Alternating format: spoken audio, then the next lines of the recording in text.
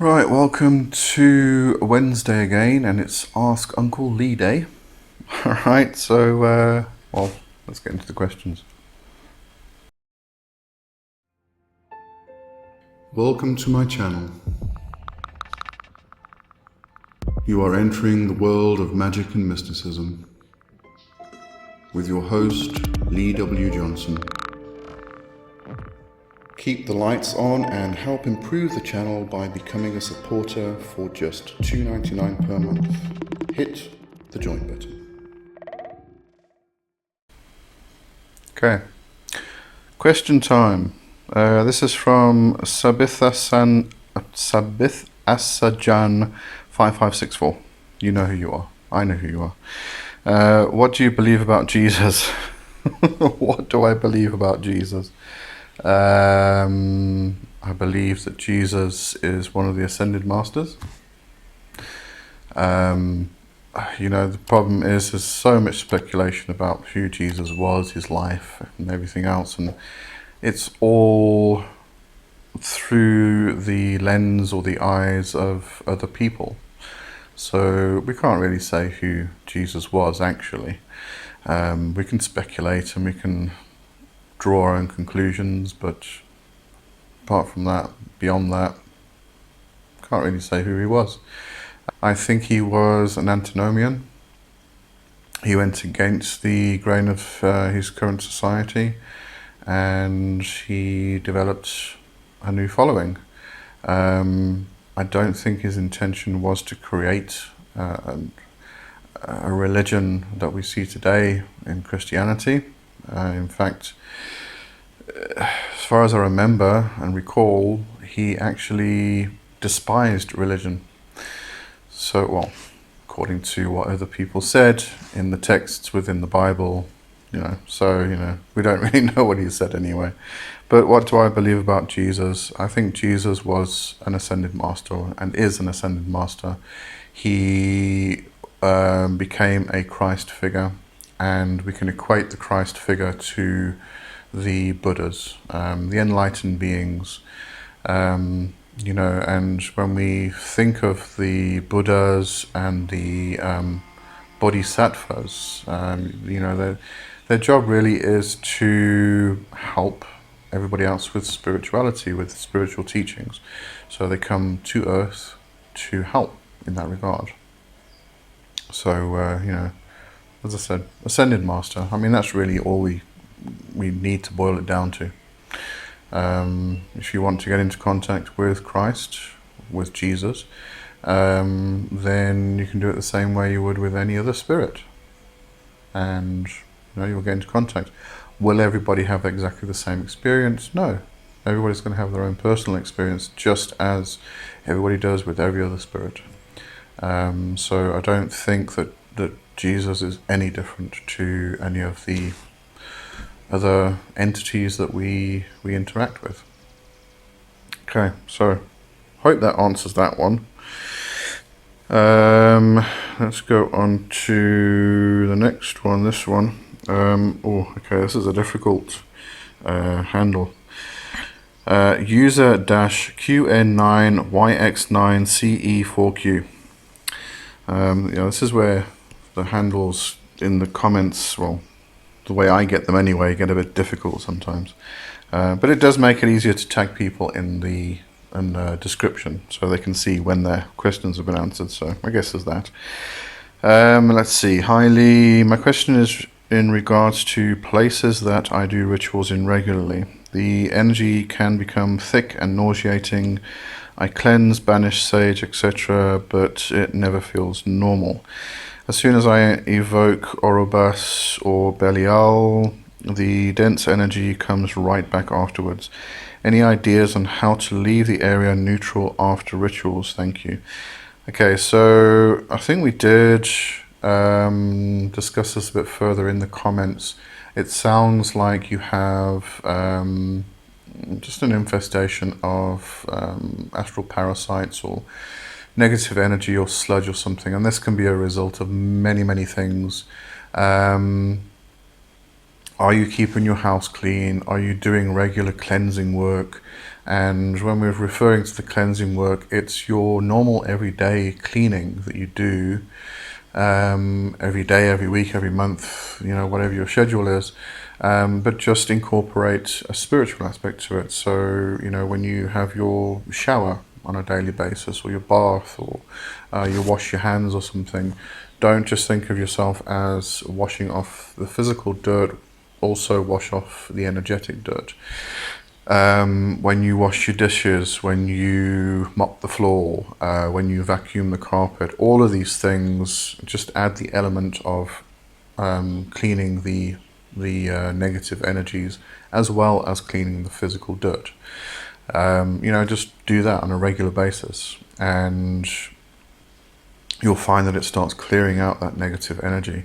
The difficulty is if you are traipsing in that sludge every single day, it can build up, so you've got to clean a bit more, or you've got to try and figure out what the source is and then correct the source.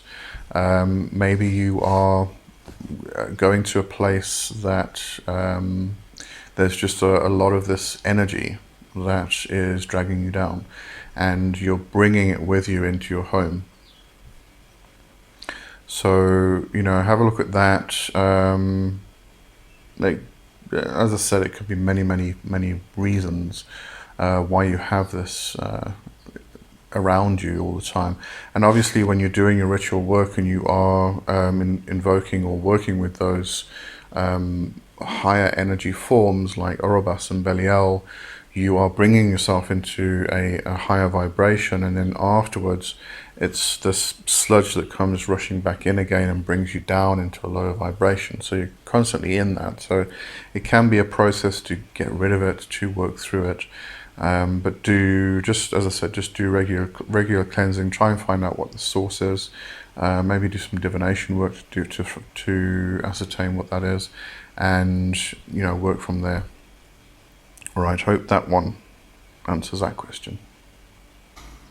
Apologies if you noticed an interruption. My battery was running a bit low. Hopefully it's got enough power now to continue. All right.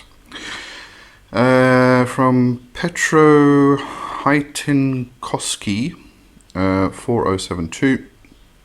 I'm trying to get into contact with the spirit Buer with no avail. Okay. A bit difficult to answer without any more context, but let's see if we can come up with some ideas for you. Firstly, are you keeping a journal? Are you keeping a detailed record of everything you're doing, the experimentation that you're doing, the tests, the rituals, the invocation methods, the phase of the sun, the sign, the phase of the moon, the sign that the moon is in, even the sun. As many little details as you can possibly think of to gather, add that into your record keeping. The reason being that you'll notice patterns with the experimentations that you're doing. And you may actually be getting communication, you're just not realizing it. So try and keep a record of everything that happens, not just what you do in your ritual or the plans that you make to do a ritual, your day, what happens during the day, how are you feeling, everything that happens, and then go back and start having a look through, see if you can pick up repetitive patterns and things like that, because you might be getting the communication, it's just in a way that you're not used to. So record keeping, journaling is very important. Another thing you might want to look at is the method you're using. Change it, try a different method, and this obviously involves reading, studying, finding out what other people have done, and don't just go into the traditional stuff, go into the non-traditional stuff. Have a look at Rufus Opus, have a look at Jake Stratton Kent, have a look at Orrin Leach. These are just names that I'm thinking of that I would say are non-traditional magicians, or magicians who do non-traditional type of goetic workings. What else can we have a look at? How are you considering this communication? You did say into contact. Are you building a relationship, or are you just trying to do a one-off kind of contact? If you're building a relationship on a daily basis, then you'll probably find that your energies will start to come closer together, and you'll start to resonate together, and then contact is a lot easier. So have a look at that. Are you, as I said, are you building a relationship? What form of communication are you expecting? Because quite often what you're expecting is not what's going to happen. It could be a form of communication which is, something completely different to what you thought it might be. So there's a lot of things you can look at, consider, but I think the number one thing here is to keep a record, journal everything that's going on, and not just in your workings, but in your daily life. And you'll start to see things that are patterns that are reoccurring. And if you're trying a particular method, you keep a record of that and the results you get. Try a different method, keep a record of that and the results you get, and compare the two. Keep on going like that and see which one actually works better.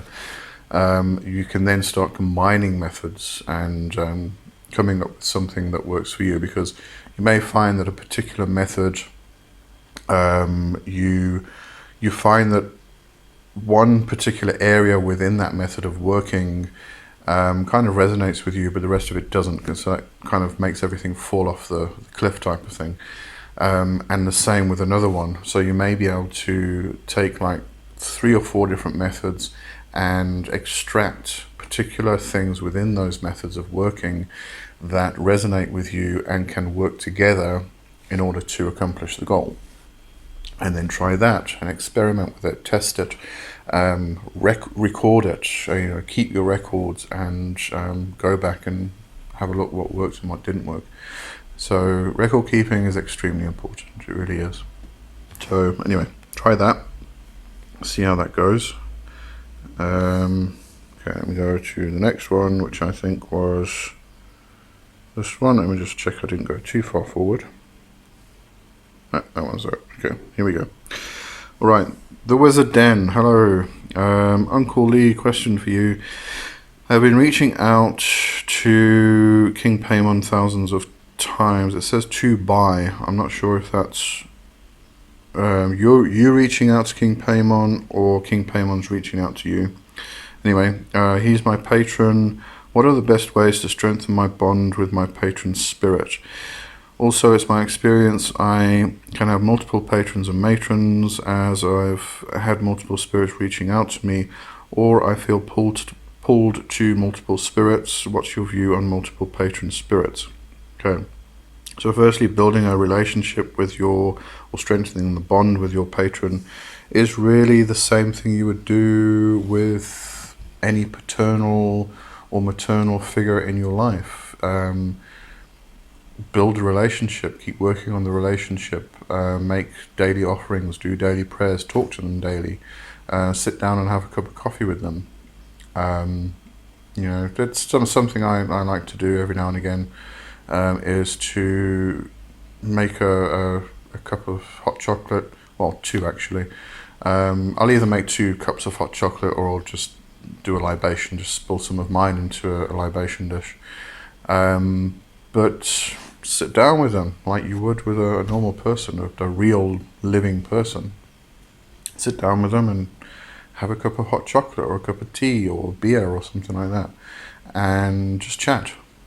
Build that relationship the same way you would with anybody, and that strengthens the bond, as it would with any relationship. And then on to multiple patrons and matrons. I don't personally think we have multiple patrons and or matrons. I think there's 1 or 2, and usually it comes in the patron-matron aspect, or it's a patron or a matron in people's lives. But those are kind of I always see them as sort of the guiding principle. They're always there kind of in the back, and just pushing and nudging and bringing things in that you need at the particular time and things like that. Some people work with their matron or patron on a very, very personal basis, and quite often it's the only spirit they actually work with. For me, it is that sort of staying in the background and just the guiding principle in my life, which also comes with the personal daimon, or the holy guardian angel, and the spirit or the entity which overrules our existence, kind of pushes us towards our true will, that type of thing. But when it comes to the other spirits that you feel drawn to, or the multiple spirits that you're talking about, they are possibly coming in and out of your life, and they may come in for a period of time, and then they'll leave and somebody else will come in, and then later on, years later, they may come in again. But they usually come in and go out of your life in order to help you, work with you, teach you, guide you on a particular thing. And these are not necessarily considered to be your matron or patron. They are just spirits which have been brought in to aid you in a particular thing. So personally, I wouldn't say you have multiple matrons or patrons. It's just that, that guiding principle just brings some, one or two or however many into your life, just to kind of teach you something at that particular point. Okay.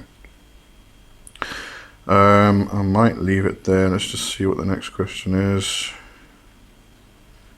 The next question's kind of a lengthy, difficult one. It's about local land spirits and connecting with the local ecosystem. So I'm going to start with that one next week. I'm going to leave this one here today. It is a little bit shorter than usual. If you do have more questions, please send them, put them in the comments, so I can build up the list again, because it did dwindle for a little bit. I have been getting some fantastic questions, and I thank everybody for that. But if we can get more questions to build up the list, then we can keep this going for a long time. All right. So I'll see you next week with more questions. Cheers for now. Bye-bye.